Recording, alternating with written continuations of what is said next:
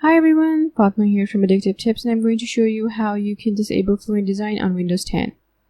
So if you're not sure what Fluent Design is, it's a bit of translucency that's added throughout the UI of Windows 10. You can see that the taskbar on my system is a bit translucent.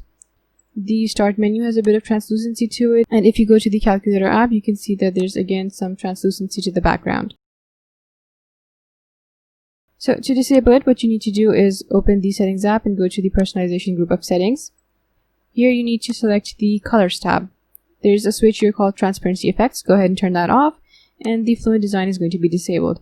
You can see that the transparency from the taskbar is gone. It's also gone from the Start menu, and this is what the Calculator app looks like.